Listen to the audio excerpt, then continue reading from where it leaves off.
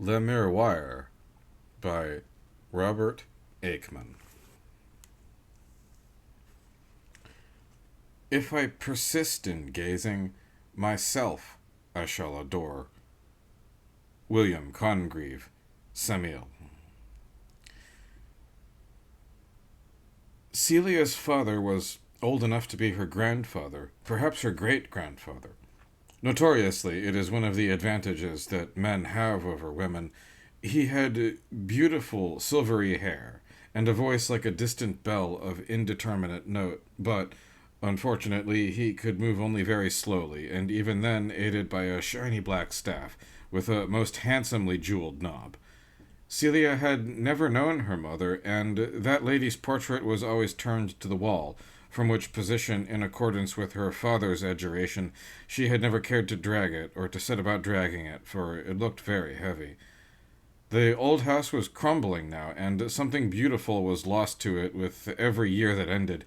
Even the drawing of an unknown smiling woman by Raphael, even the tiny box found in the Prince of the Moskowa's fob, and soaked in his blood. In the end, one would have thought that there remained only the mirrors, the looking glasses, if you insist, the mirrors or looking glasses, and the bare utilities for the bare living which has to substitute for life.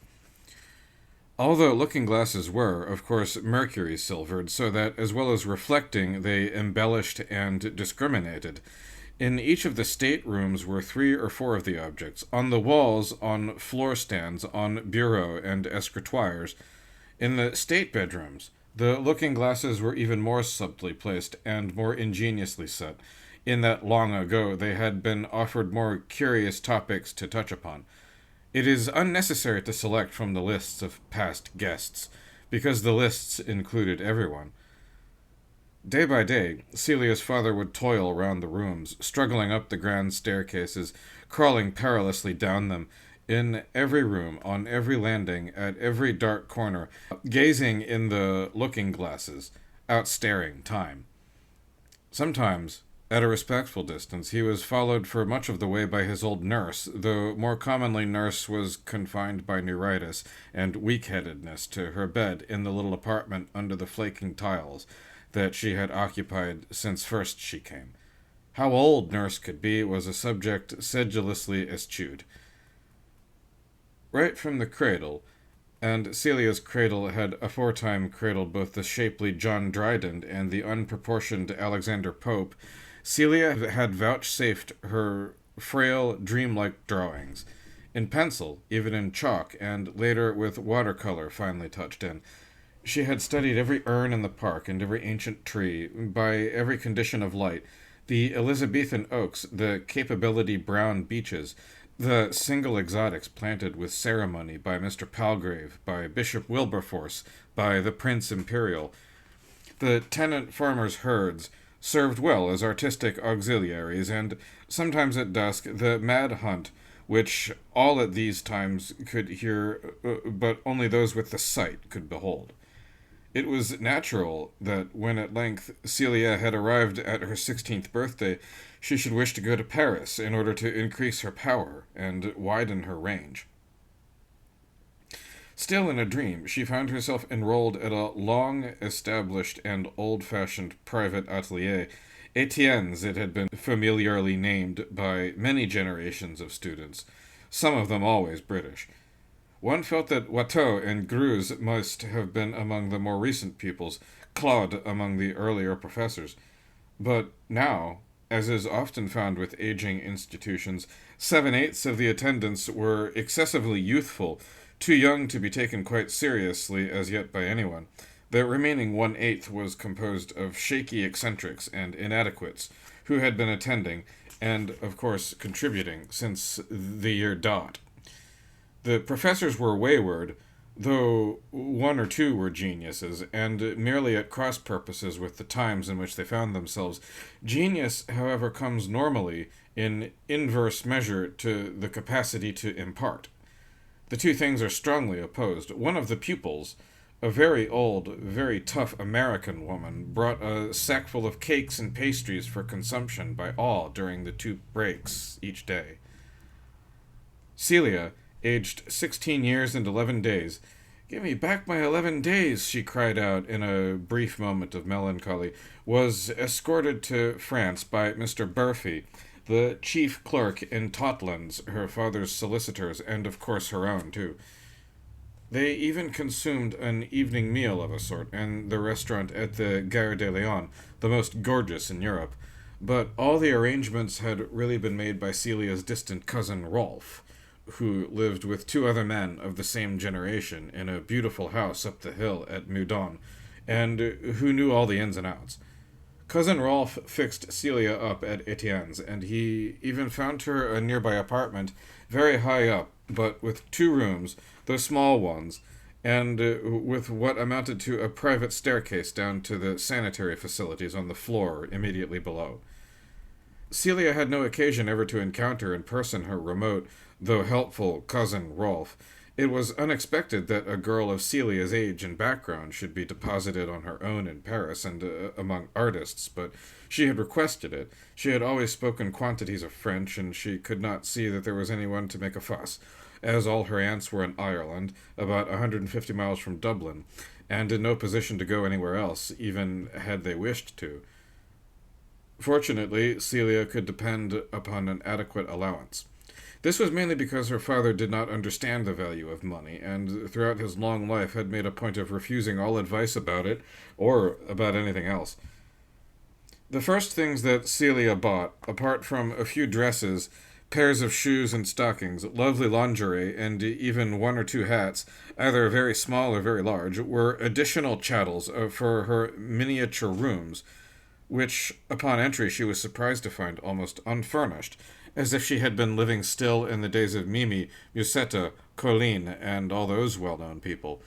In particular, there was not one single mirror or looking-glass, not one, not even a cracked fragment in the downstairs cabinet, with perhaps Milton at one corner, or possibly Jaius, such as one found in bathing machines.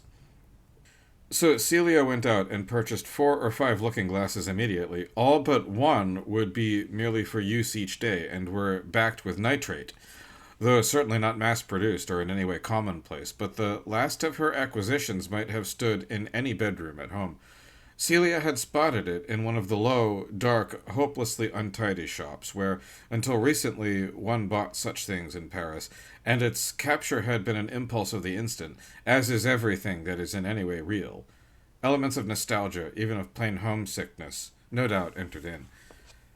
The shop had proved to be run not by the usual very old man, but by an even older woman, though sprier and more grasping than nurse at home. The aged tricoteuse had driven a terribly hard bargain, but Celia had to possess the glass first, for the obvious reason that she could not live without it. Secondly, because it bore extremely faded traces of mysterious male and female figures round the upper part of the frame. Thirdly, because the face that had just looked back at her from its shallows and depths had not been her own. The short distance along which the glass had to be borne presented an even worse problem than the haggling, and the need for lugging it up so many narrow, winding, and decrepit stairs a worse one still. But the most complex of ordeals sometimes finds its own resolution, and now Celia sat before the beautiful mirror or looking-glass, now in one new dress, now in another, and intermittently without troubling to put on a dress at all. She had to seat herself for these transactions, because the looking-glass was so short in the frame.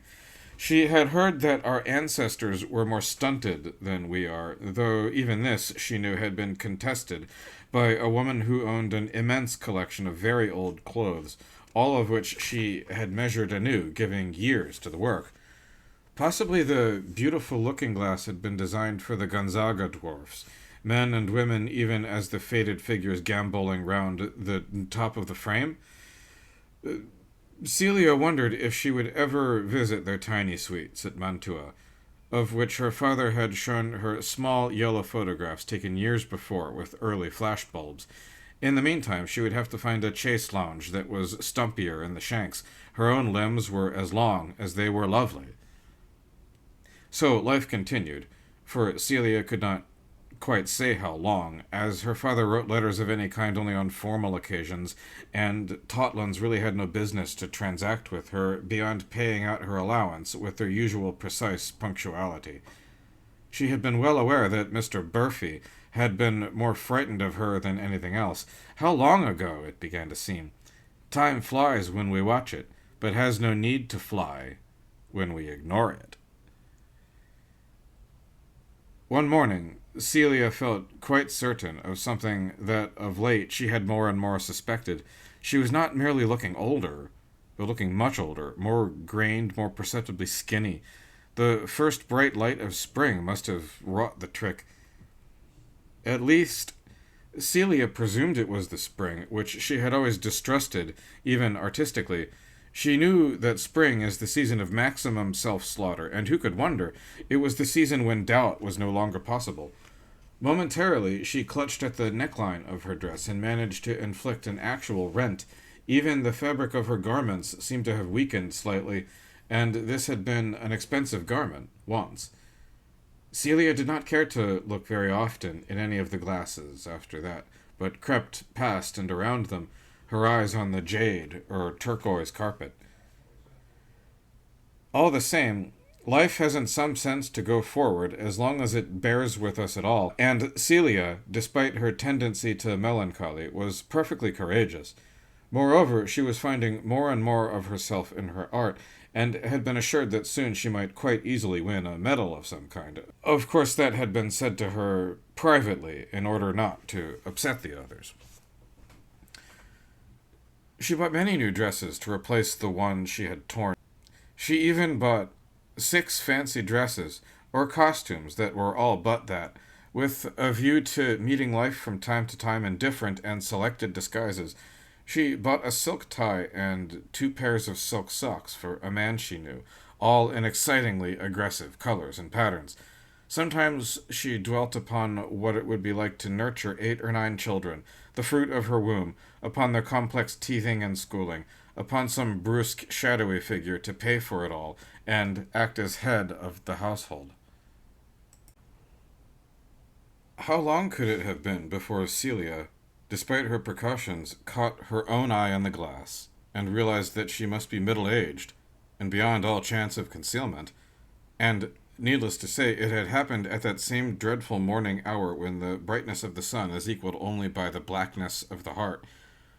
Other faces had continued glinting back at her from time to time, but now she recognized that a stranger had intruded forever. She opened a letter that morning, and even though dust had settled on it quite deeply, it was from David Skelt, the senior partner in Totlands.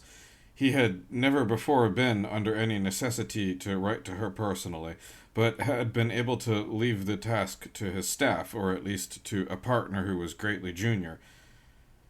Mr. Skelt informed her that her father had become so frail that nurse would have to be supplemented by at least one other nurse, and that her own allowance would henceforth have to be halved at the least in consequence. He referred to these new nurses as trained nurses. Presumably that might make a big difference in some way. Prices in Paris were said to be rising, and the people to be changing in character, but Celia knew that she still had her art as well as her beautiful looking-glass. She realized that her art must mean more to her with every day that sped past. Whether strangers cared for her art or not, the other pupils could be counted upon for loyalty without flaw.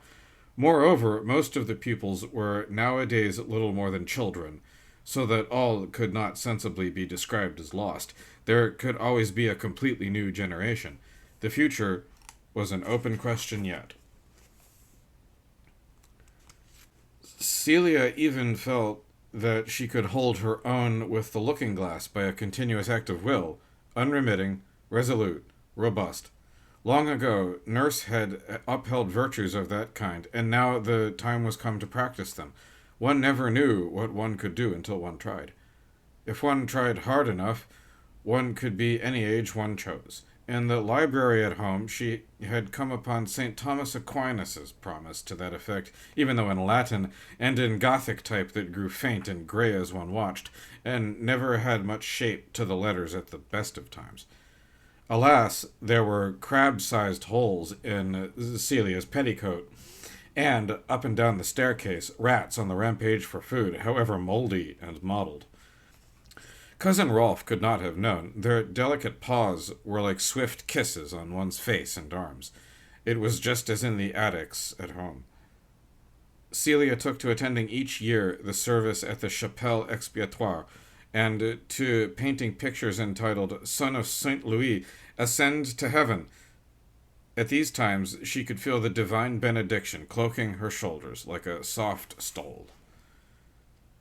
The other pupils at the art school were either complete babies, feeding from bottles containing corn flour, or, in certain cases, motionless skeletons, also fed with corn flour, though not from bottles because they could not suck.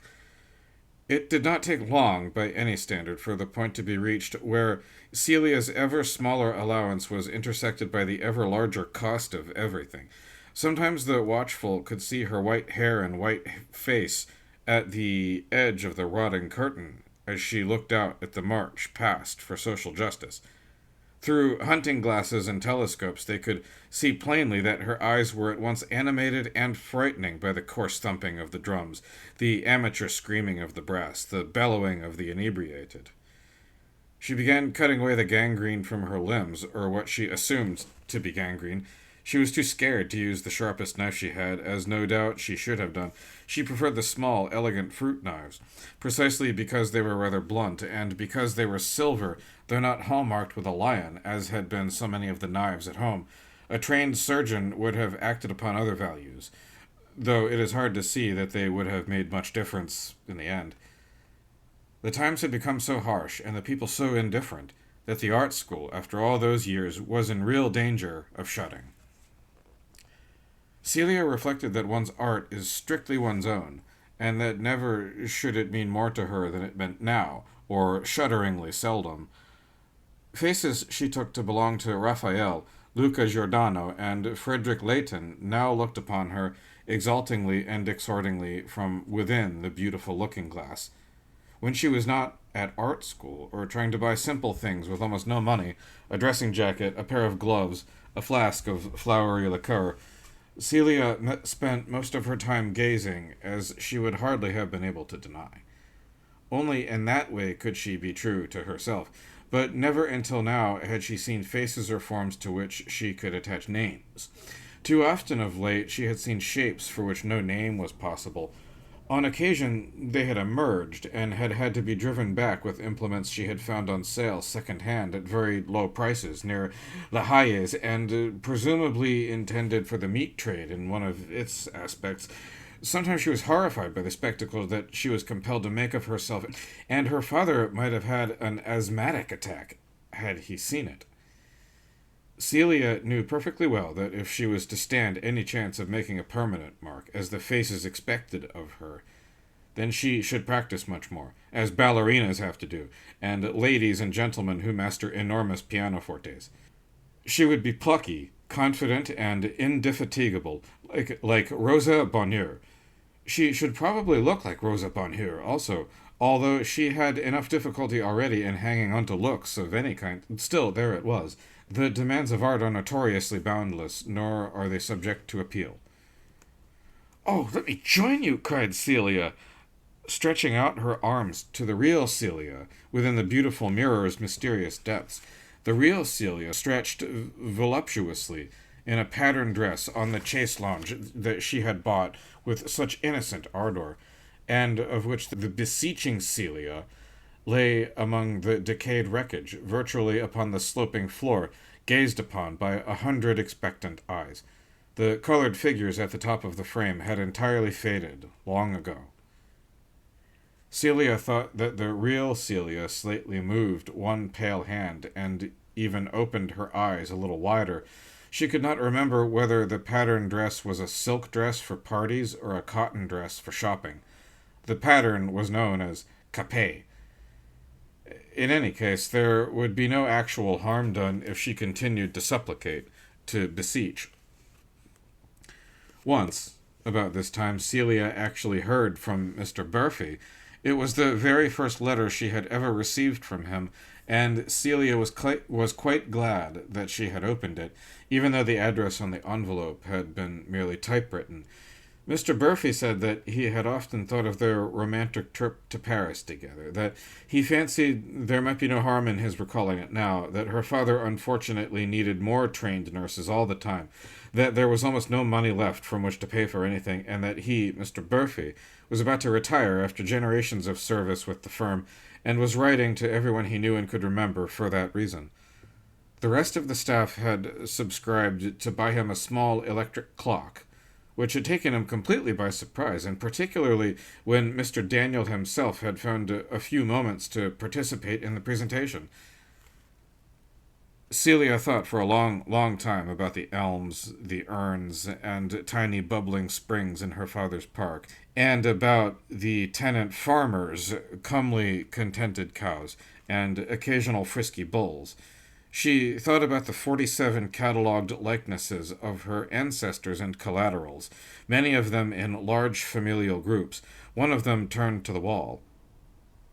She thought about the schoolroom with a dozen decks and only one occupant. She thought of the withered fans in the conservatory, the property of ladies who, for her, had been dead always. She listened in memory to the mad hunt at twilight, and saw it take form.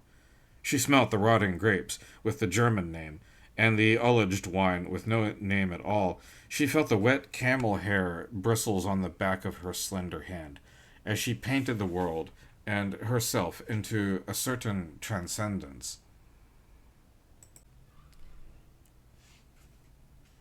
Celia had all along been required to pay the rent in advance, especially as she was a foreigner, and she became anxious if she did not meet all demands in cash, and with punctuality, to say the least of it. Often her purse, however slim, was considerably more than punctual, and most of all with the rent. These rigors may have combined to reverse the effect intended, as so often in life, because somehow the payment due from Celia after that last payment she was able to make and had made more prematurely than ever came to be overlooked altogether. It is not such an uncommon event in Paris as is generally supposed. Quite unfairly, there was a small scandal when Celia was certified to have been dead for something like 4 or 5 months before any part of her was actually found by a visitor from the outside world. After various alarums had been raised, some of them by observers on the other side of the street, the elderly married couple who lived far below Celia and looked after the place as best they could sent their burly young nephew, Armand, to beat upon the door, and, if necessary, to beat it down. Armand admitted that he had not cared for the job from the first. Not much difficulty was encountered, or effort required. Even the noise was minimal, or at least the disturbance, largely because the elderly couple had prudently selected a time which was well after dark, but well before most people had taken to their beds. In fact, when most people were likely to be most preoccupied with one distraction or another. In no time, Armand came hurtling all the way down again, nearly doing himself an injury in the feeble light. What he had to say was that he had quite clearly seen Madame lying there in the mirror, but no Madame in the room itself.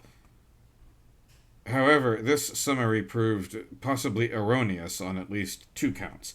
The figure seen in the mirror proved, upon Armand's cross-examination by his adoring aunt and all the community, to be not Madame at all, but Mademoiselle, perhaps, and therefore beside the present point. And Madame was in the room herself, though, as to what had happened to her, the pathologist ultimately declined to make a declaration. The press thought it might have been rats, and it was mainly that hypothesis which caused the scandal, such as it was.